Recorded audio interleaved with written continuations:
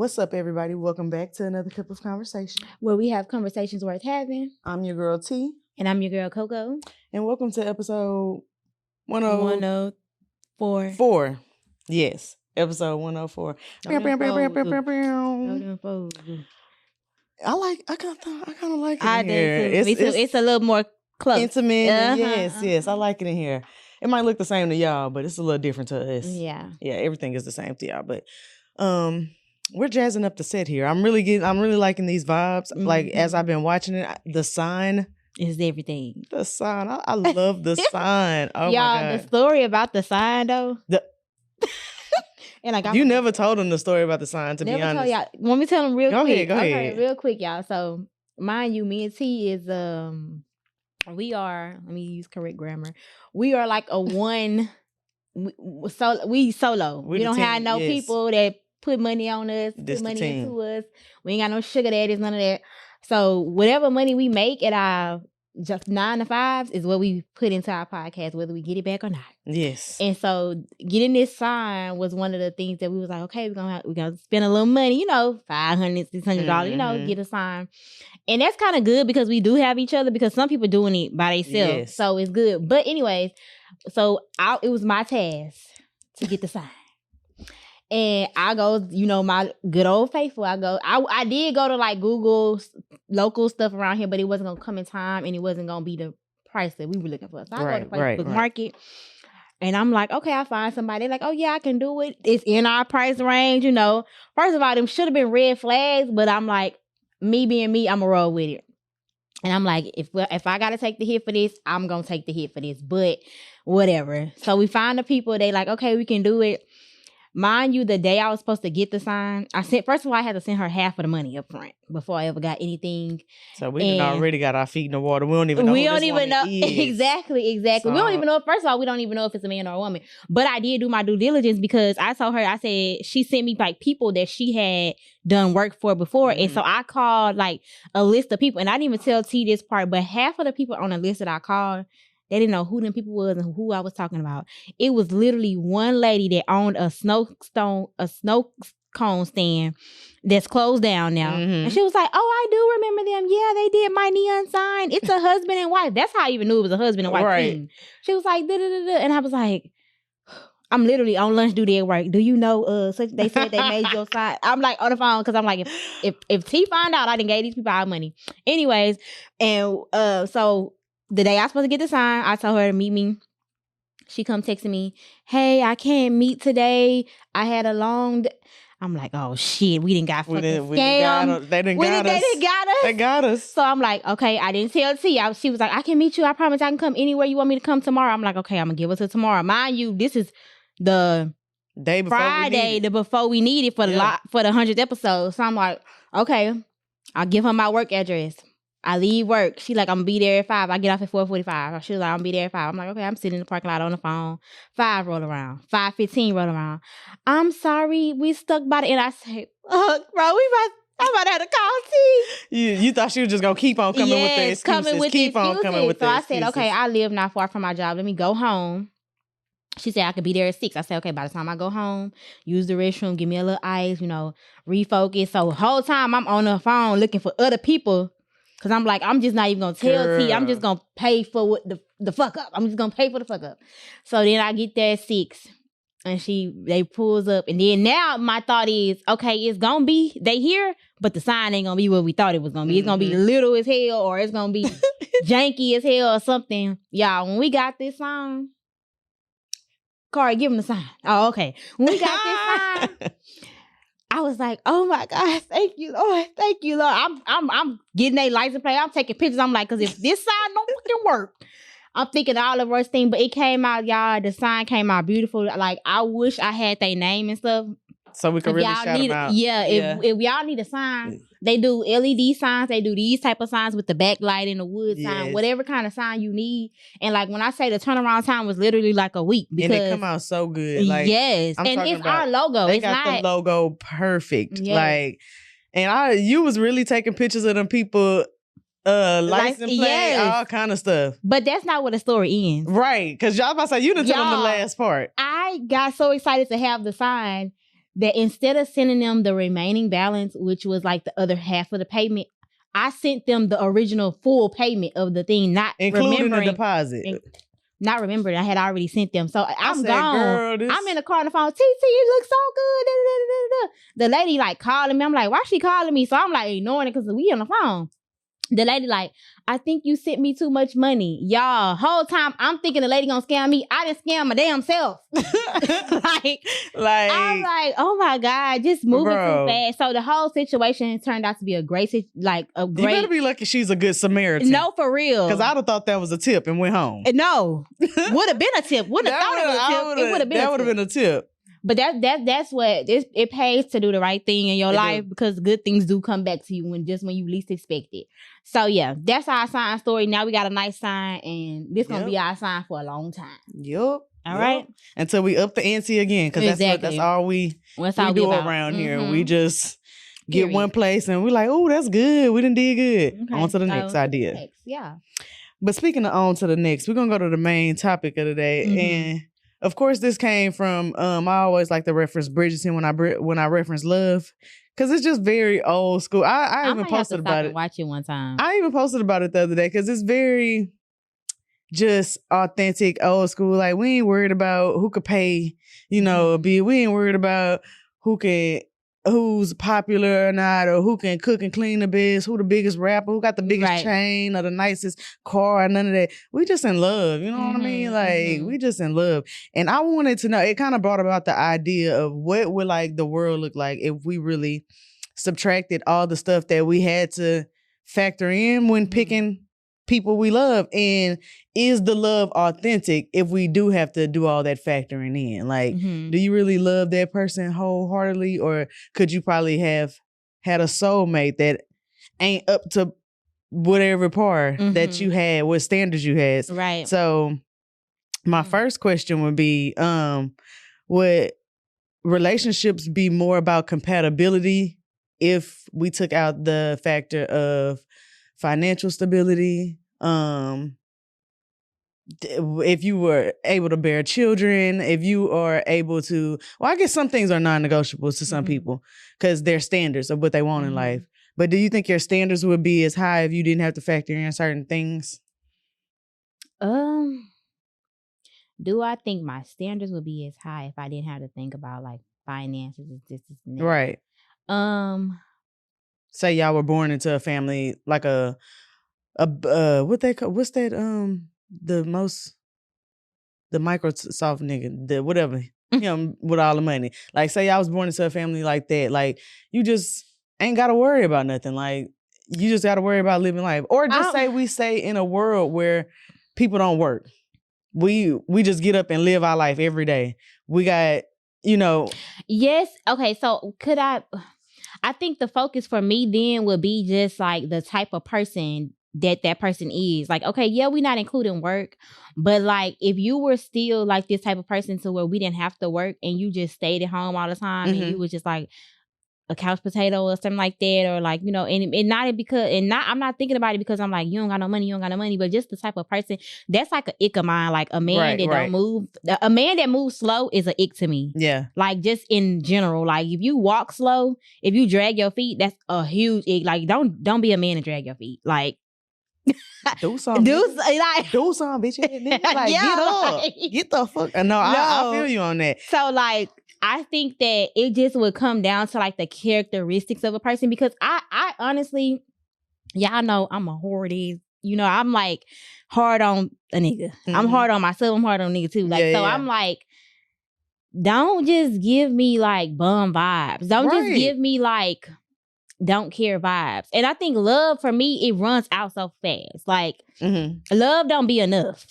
Okay, that's kind of my point, because I feel like for some people, and I'm not just gonna put it on men, for some people, physical attraction, I'm attracted to you, I love you, we get along, you know what I'm saying? All those like surface level boxes are checked, so that's good enough for me. But I'm that way too. I need to be stimulated another way. I need to be stimulated by watching you move your everyday life. Like, I need you to prioritize yourself. Like, would you be a good person if you didn't have to go, you know what I'm saying, show up to church this week, or if you didn't have to show up to work and smile and stuff? Would you still go around smiling? Like, how would you be if, you know, you didn't have to do all those things? Yeah, because once we lay down, we do what we do, and then we get up, like that's over with. Now what? Exactly. So I think if we took out all the factors like the financial, the kids, the this, the that, I feel like we'll live in a world of now what? So are relationships about relationship roles about love, or is it about survival and structure of how we gonna keep this thing rolling day to day? Because even though we ain't gonna have jobs, or we using that as a scenario, or you might be set where you don't need a job, you still have to have some kind of structure in life or discipline about yourself to where you ain't just falling off the deep end. Right. And so I think it's going to come to what it always comes to is it's going to have to be a little bit of both. It's going to have to be a little bit of love, and it's going to have to be a little bit of structure, because I got to love you enough to stick through when the structure ain't all the way there yet. Right. You know what I'm saying? So it's going to be components of love that I need, but it's also going to be that structure that lets me know that we're making some strides towards something. Some type of growth got to be there. Right. I think if we don't have those components in it, I think also relationships wouldn't last long.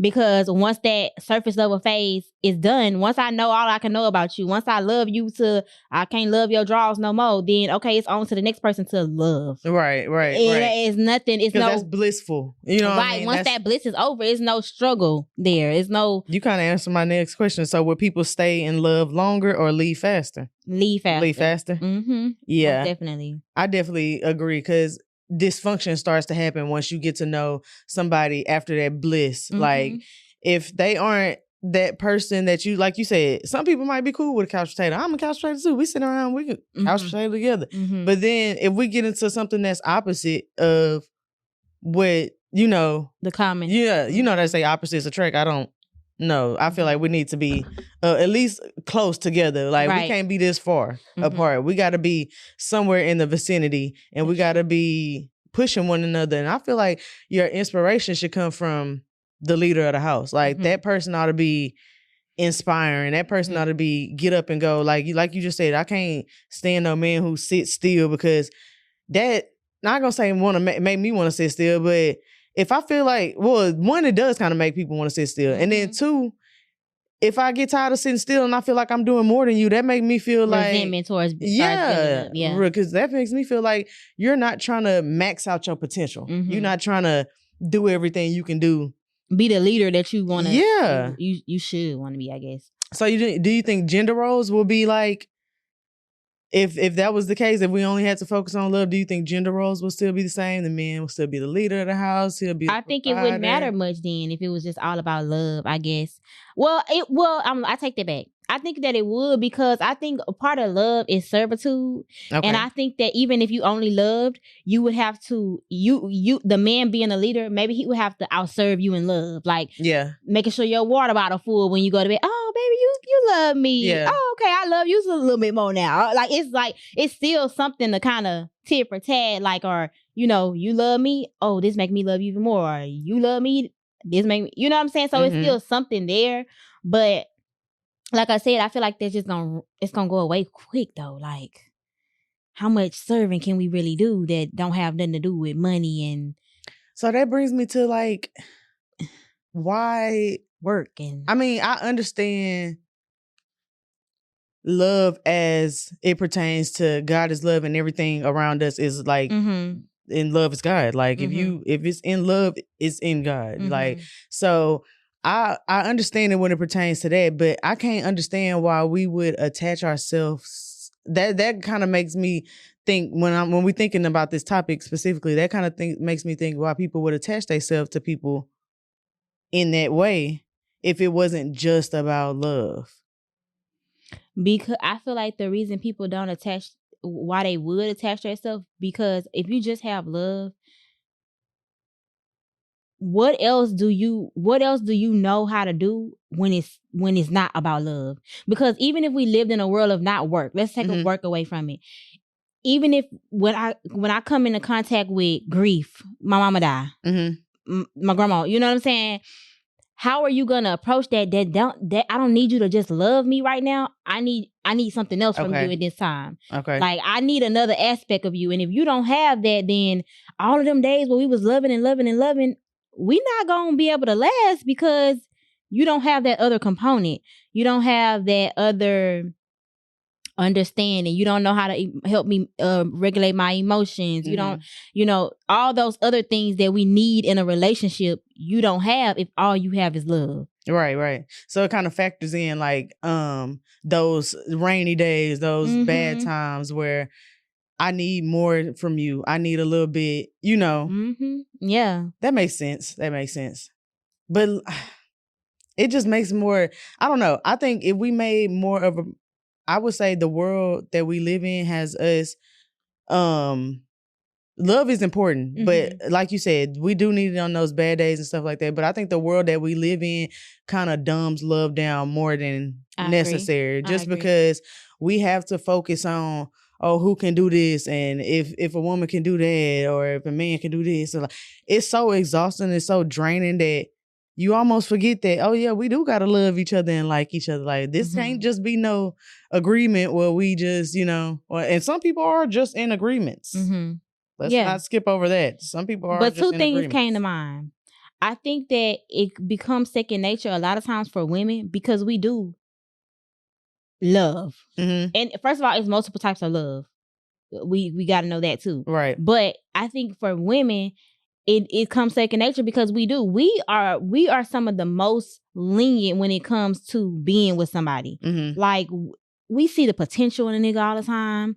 We gonna love you until you get to this yes. And we gonna forgive you when you leave us after you get what you got while you was with us. Like we're some of the most forgiving, most loving creatures, I believe. And I think it's only for men to really, not only for men, but it's a lot of the times men are the people that need to think like, do I love this woman for real, or am I just with her because she can cook real good? Or we lead with love. Right. I think women lead with love a lot of times. So it's not even that it's not happening. It's just so second nature. That's what we taught to do. Outside of being taught to be with a nigga for money. Right. Like most Black women, we're taught to really find love. Yeah. Somebody that loves you. Like even when you think about it, Carrie and Kari, he teaching her to be with somebody that love her like he does. You get what I'm saying? So that's how we initially taught. He not telling her, oh, if a nigga can't do this for you, yeah, so sometimes he do say stuff like that. But but for the most part, like it's showing you that I love you, that I'm doing this, not because I got money because I'm doing this. I'm showing you this because I love you. So I think that's one part of it. And then the other part of it is I don't think even men or women are loving unconditionally for real. So when I say it's different types of love, you got that. A lot of people have that surface level. Yeah, they have conditions on the type of love that they pass. Right. That's what I mean by like people, I love you, but if you can't do this, then I don't know about that. Like, so how do you navigate that? I don't know about that space. Like, cause I mean, it do get to a point where, yeah, love, like you said, love ain't enough. Yeah, like we need this to be done on this side. Like you can't keep on tipping the scales like that. Like this shit needs some attention. We love the fuck out of each other. Yeah. Now, I don't know now. Like, but now when it comes to this, I don't know. Yeah. And I don't think it's no love lost. I think it's just a part of like you having a goal. Yeah. And wanting to get there. And what it takes to get there is not just love alone. I agree. And that's just the reality of life. Like, it's not just, for me to be able to be an exemplar teacher, I can't just love my kids. That's not enough. Right. You got to do the work behind closed doors. You got to actually, if you love your kids, you have to show the love through this. This is what love looks like in action. Right. So, yeah, that definitely makes sense. And that goes with anything in life. I think even when you take it outside of a relationship, like I just said, with teaching, like, yeah, I love y'all, but if I love y'all, I'm going to be up at night, or I'm going to be set aside time to go over my lesson plans. I'm going to be up creating scaffolds and this and that and all these things to help you understand whatever I need you to understand better. So, yeah. So, if love was the only concern in dating, many of us might choose differently, but the real challenge is love, isn't just finding love. It's finding somebody who you can be in love with. Mm-hmm. So you think that if most the younger generation thought like that they would have more lengthy or not, I would say more grace for their partner? Or do you think that they in a mindset of too much grace, like they letting too much slide without meeting that boundary need? Because I think personally, especially in the Black community, we let a lot of shit slide. Like it's like a skating ring around here. Mm-hmm. Like we all, kind of hide, sweep stuff up under the rug, hide and not correct people in those spaces. So do you think we already given enough grace, or we need to give a little more grace? I don't think it's grace that we need. I think it's accountability that we need. I think that we can all give grace and all of that, but I feel like if we're not accountable for our own actions and the roles that we play in relationships and the roles that we play in what we want and what we're doing to get it for ourselves, versus I think we like to place the blame on why we don't have stuff or why we can't do stuff on other people. Right. And that's going to lead me into our next topic too. It's, if we focus more on the accountability part than the blaming game, like, or what can you be doing? Why you ain't doing? If I'm working at my full potential, I think that especially for like women and me in type of relationship, I feel like most of the time when I see Carrie at his full potential, it make me want to be in my full potential. I kind of sit back and be like, that's what I mean by like the inspiration. Yeah, like supposed to lead like that. Like I feel like, I guess this is just a preference for me. I can't speak for everybody, but for me, I want a man that is leading in inspiration. You don't have to be leading financially always. Right. You don't have to always be the top dollar money maker around there. I need you to be leading in getting up off the couch and working out or reading your Bible or doing this or doing that, and discipline. I need you to be leading in discipline and structure. So you can create a household that's in discipline and structure. And that will go back to a lot of those, what I was saying about like in our community, we break the boundaries and just let stuff slide. That discipline and structure will stop a lot of that. If we set our foot down and say, nah, this is what we do every day. And you don't got to go. If I say I don't eat pork no more and I go to Big Mama house and she's serving pork, well, I'm just not going to eat no more. You know, I just don't have to fall, but I don't have to keep on breaking my boundaries like that every little thing. Yeah, I agree. And you said that's gonna fall into your topic that we talking about next episode. Okay. I like that. I do got a couple of last sips. These are kind of just upon the topic. So would you go with love with a little struggle, or deep comfort with comfort without deep love? Like, you the set first, up. So the love with a little struggle, I do love with a little struggle. Okay. I'm going to say, what you was going to say in the reason? I was just going to say the reason I would do that is because I think in order for a man to really be with a woman successfully, I think they have to have love for you. Like it. Yeah. I think you become expendable when a man really don't love you. Like you become just an option. I seen somebody say the other day that if you are building it up with him, then he'll respect you more. But if you come after it's already built, then he ain't gonna have that kind of respect for you. It was a man too. I can't even remember what podcast it was. I was trying to think. But yeah, I do find truth in that, because if you just jump on a bandwagon at the end, he gonna cheat on you. I mean, like, he gonna cheat on you. Like, you ain't cooked the meal. You ain't helped build it up. Like, and it's not even that he just gonna cheat on you. It's just that he's not gonna. I think that it's gonna be easier in his mind to rationalize that this woman is here for what I have. Yeah, it's just one of those things. Yeah. And then they'll lose respect for you, and then he gonna cheat on you, because then he gonna go find a woman that he gonna make this man for real. Because then he gonna go find a woman that he feel like, she love me for me, but then he gonna find out her ass. It's the same thing. It's gonna be a cycle, because that's what he leads with. That's those kind of guys. So. But and it's also really true that most men, the greatness that most men carry, it's not coming from a woman, but it's brought forth by having a supportive or nurturing woman in real life. Like most of the time, men, even if it's not their wife or something, it's some woman in their life that was there, that was like do this, Right, right, do it right. like this, handle it like this. So yeah, Somebody that they went to all the time. Yeah. A partner who cleans house or a partner who pays bills.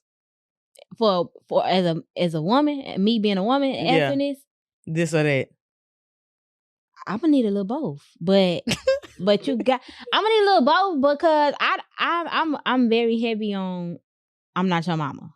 Just because I'm your wife, don't treat me like the help. Don't treat me like the housemaid. You get what I'm saying? Yeah. Like I have more value than that. Right. Y'all know from last episode. Don't just put me in cooking, housemaking. Yeah. So, but for I'm gonna say both because for me, I want you to be able to I need you to know how to clean up. I need you to know how to cook. I need you like to we said take at the load off. Of the episode, we need to see what you could do, just what you gonna do for you. Like, right, whether I'm here or not. Yeah, for you. Like, what would you do? Yeah, I need a little bit of both.